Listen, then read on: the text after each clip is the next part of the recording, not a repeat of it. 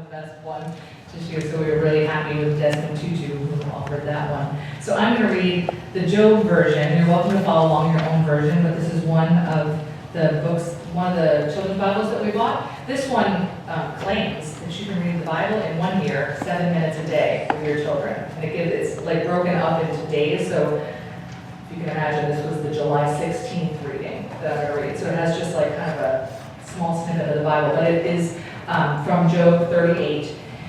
And it covers kind of more of the chapter of 38. It covers 1 to 12, 16 to 19, 22 to 29, and 32 to 41. Right? So it just kind of helps us along.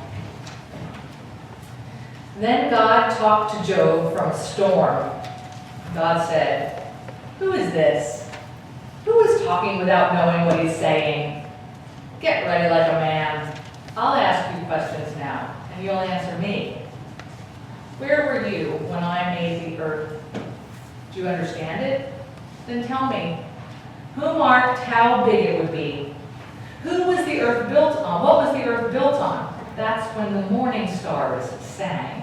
That's when the angels shouted with joy. Who closed the sea up behind doors? I made clouds for the sea's clothes. I told the sea, this is as far as you come. Here's where your proud waves must stop. Did you ever tell the morning what to do? Did you show the sunrise where to start? Have you traveled to where the sea starts? Have you walked in the deep places? Have you seen the gates of death? Do you understand how wide the earth is? Tell me if you know. How do you get to where the light lives? Where does the dark live? Have you gone into the place where the snow is stored? Have you seen where the hail is kept? I save it for times of trouble. I save it for wars and fights. How do you get to where the lightning starts? How do you get to where the east wind starts blowing? Who makes a road for the rain to follow? Who makes raindrops water the desert where nobody lives? Does the rain have a father? Who is the father of ice and frost? Can you put the stars in their places? Do you know the laws of the earth and space? Can you call out the clouds? Can you cover yourself with water? Do you send out flashes of lightning? Do they tell you, here we are? Who made hearts wise? Who made minds understand? Who is wise enough to count the clouds? Do you hunt for the lion's food? Do you bring them food when they lie in their dens? Who gives birds food to eat when their babies are hungry? The word of the Lord. So let's go back to Simon, right? Simon was done for the day, the text says. He was cleaning out his nets, but he takes Jesus out into his boat. So Jesus can have a stage, essentially. He wants to teach the crowds. And so I can imagine Simon. He has this front row seat in Jesus' lecture. Can you picture Simon relaxing in his boat? Maybe he has a Sam Adams, right? Or maybe he's eating a ham and Swiss on rye that he didn't finish at lunchtime.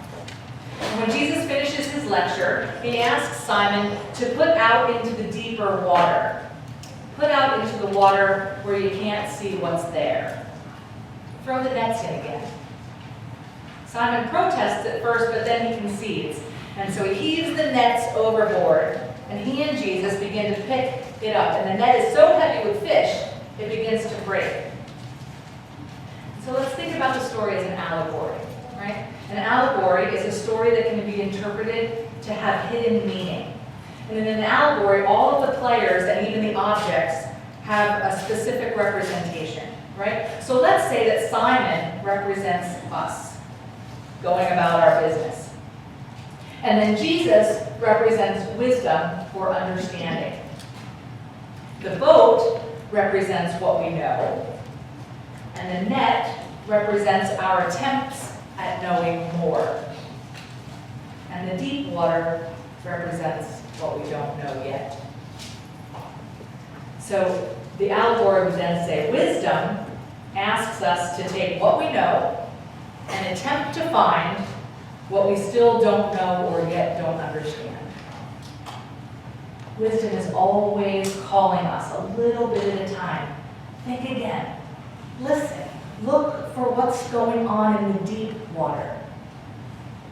I hadn't noticed it before, but Simon must have known Jesus because, for starters, he led him in the boat.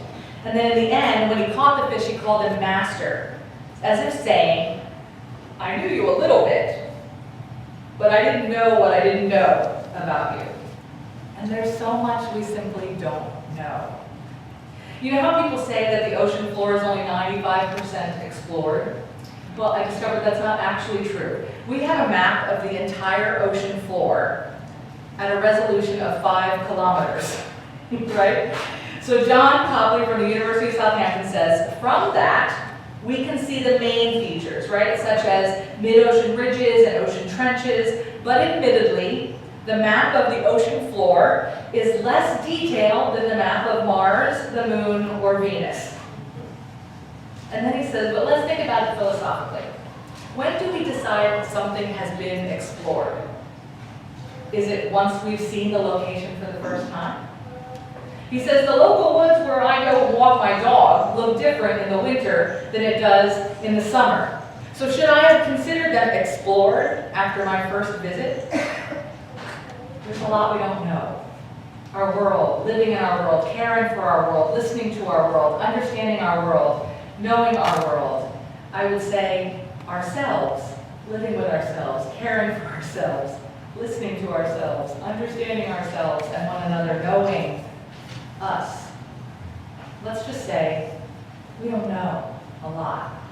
We often don't know what we're doing in the world. We often don't understand the consequences of our actions. We don't understand why things are how they are. The world is very much like the sea into which the fishermen threw their nets. There's more out there than we know. The story of Job is set in a place called Uz. It's not in Israel. So from the very beginning, the story is meant to be a foreign place. It's meant to be somewhere different than any of the Israelites knew anything about. What the Israelites knew was the God of the Proverbs. The God of the Proverbs, that made sense to them. You see, the God of the Proverbs says that righteousness equals prosperity, and wickedness equals misery. And so then what do we do with Job, who says he's upright, but he's met with misery? Well, the God of the Proverbs would say that Job is not upright. That cannot be true. He was most definitely wicked if he was met with misery. Walter Brueggemann says that the book of Job is dramatic fiction. The story invites listeners to reimagine its explanation of reality, which a lot of the time goes uncriticized. In other words, sometimes we just accept the world for what it is, and sometimes we leave the world unexplored.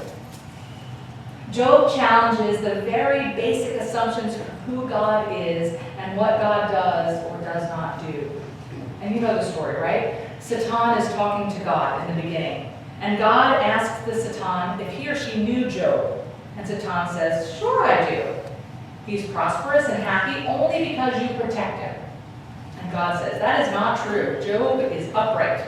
So go ahead. I'll take my protection off of him, and you'll see. And so Job loses everything, right? The Sabians carried off his donkeys and servants. The fire of God consumed the sheep and more servants. The Chaldeans raided the camels and yet more servants. And then his children were all eating together in one house, and the wind knocked down the house on top of them, and they all died. Job responds, he fell to the ground, and he said, what has really become a very popular saying, I think on some level, naked I've come, and naked I go, the Lord giveth, and the Lord taketh away. Blessed be the name of the Lord. So we have Job and its contrast, the Proverbs. They are both wisdom literature, is what we understand. Wisdom is the general process of negotiating between what we thought we knew and what is actually happening in front of us, right? That makes sense, right? Trying to figure out, that's what the process of wisdom is. Negotiating what I thought I knew, and yet what is happening in front of me doesn't fit with what I thought I knew, right? So the Satan in this story orchestrates a reality where Job has to question, explore the contradiction of what he thought he knew and what was happening right in front of him. The people around Job, his wife and his friends, hold on to what they knew. They hold on to their understanding of God. And the entire book is really filled with them talking to Job, right? And telling him things, right? They understand the God of the Proverbs says, Job, you did something wrong, and that's why this stuff is happening to you. That's why all of this happened. And Job maintains it's not true. I am upright. I did not do anything wrong. Now, Job's wife, though, is the first to see that this old explanation we have must not work. God is not who we thought God was. Now, so her answer to that is curse God and get over with it. So Job's wife begins to question the reality, and her answer is to reject the old system and the God of the old system, rather than perhaps change her understanding of the system. Job's friends, they defend the system to the very end. They continually tell Job to repent. Repent and it will get better, Job. Just repent. Why don't you just say sorry, Job? It'll all get better if you would just admit you were wrong. Now, Job argues quite a bit with his friends until he realizes that his argument is actually with God and not his friends. And that's the lead-in to the text that I read today.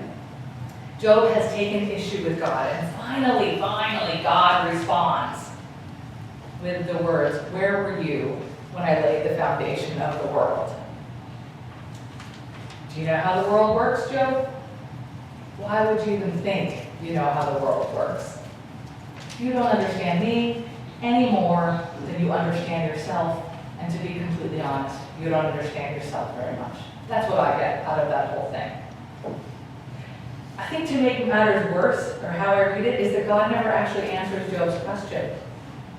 God doesn't explain to Job why all these things happened to him even though he was upright. God essentially just keeps saying, you don't know.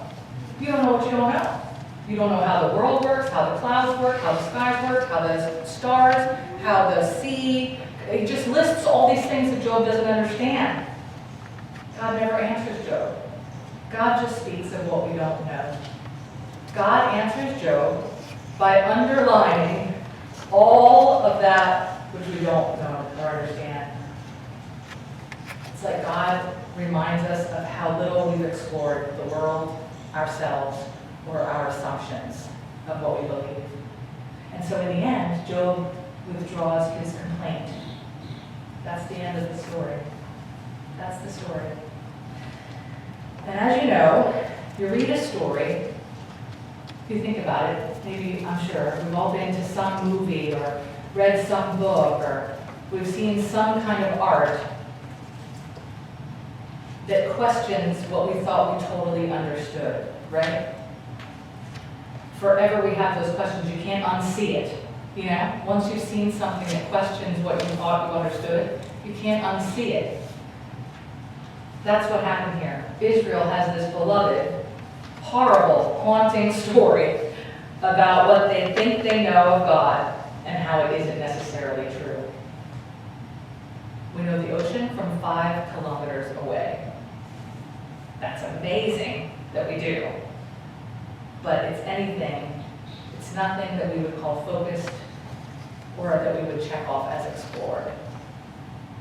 We know God, often very much in the same manner. We may have mapped out something of God, but the picture is neither focused or explored. And so like Simon, who represents us, might we listen to wisdom that calls us to take what we know and throw out into deeper water. Explore what we don't know. Explore what we don't know.